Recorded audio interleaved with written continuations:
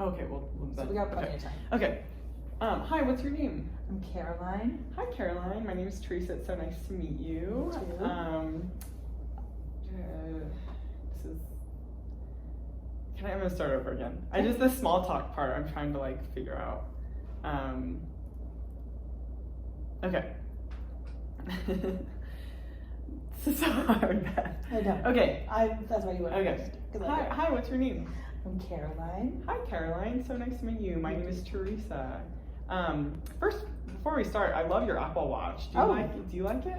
Yeah, I do. I really like this new band I got. Yeah, I've seen the stretchy ones, and I have the Garmin watch that's this. But I think I would really like this one. Do you like it? It's good. It's good. You should get it. Yeah. Cool. Amazon. Sweet. So I just wanted to start off by introducing myself. My name is Teresa. I'm actually a Master's of Social Work student. I do have supervisors that I will be kind of talking about your case with, just to make sure that you're getting the best care possible.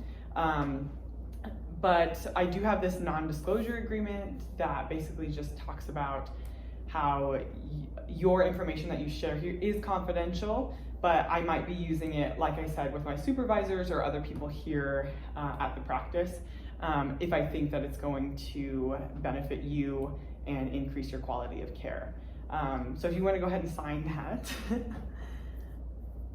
Awesome, thank you so much.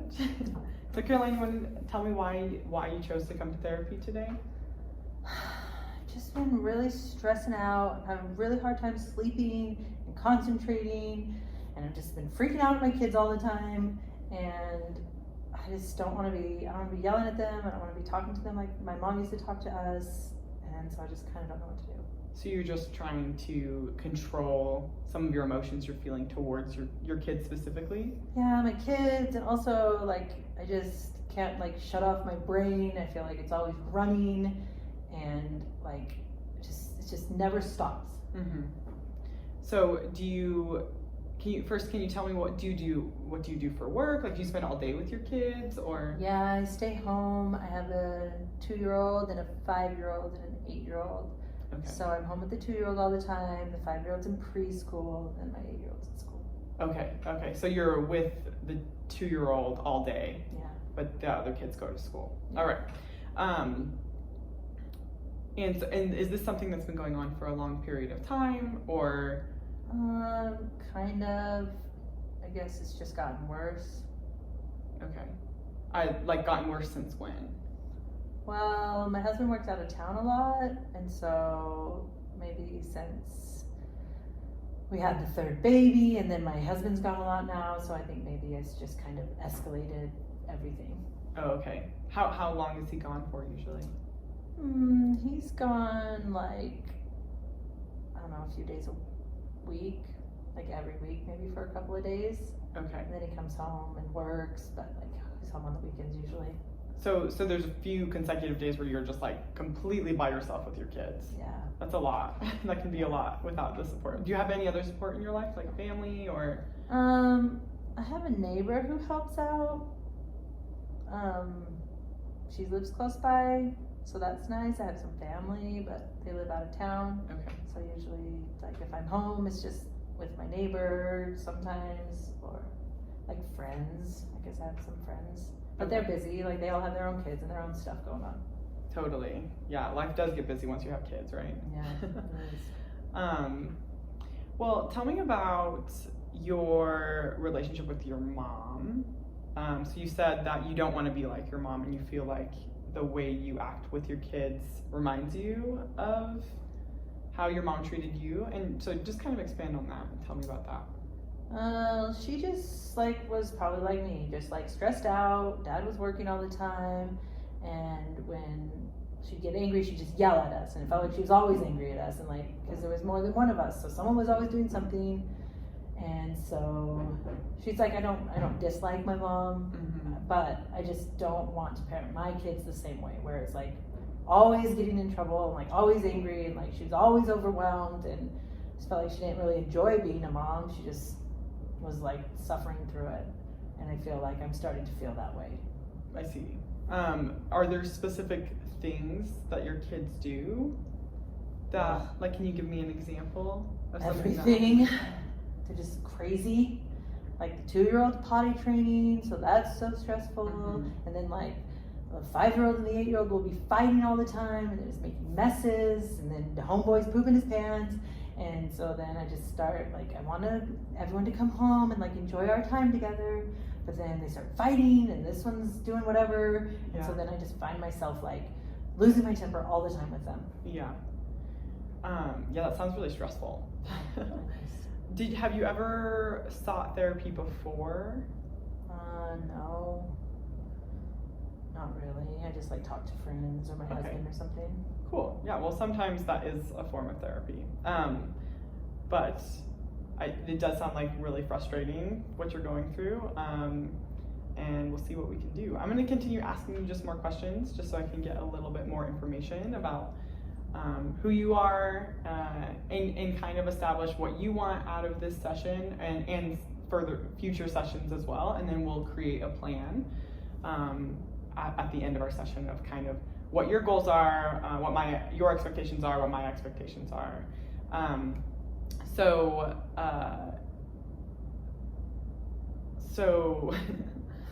what was like a typical day look like for you? Like during the week, what does a typical day look like for you? So if my husband's gone, I wake up in the morning. I always want to work out, but then I usually don't because I don't want to leave the kids, or I can't, or I'm going to do it in the basement, but then the kids wake up and then they bug me, and I'm trying to do push-ups and they're like laying on my back. So I just like wake up when they wake up and then get them breakfast and just get them off to school, and then maybe like go to the park with the little one, or just come home, or if I'm just like tired and grumpy, maybe I just like turn on shows for him, which makes me feel horrible because I don't think you should be watching TV all day, but sometimes I just feel like I can't deal with this, so just watch something so I can like get the house clean. And then he'll take a nap in the afternoon sometimes, and then I just pick up the kids after school, and they sometimes have sports, so I take them to like soccer. And then we have dinner, and then we fight for a while over bedtime, and then finally they go to sleep, and then I'm exhausted, but I can't sleep because my brain doesn't shut off, and it's just racing, and I feel really stressed, and so then like I'm not sleeping well, and then I wake up the next day already too tired, and kind of just repeat.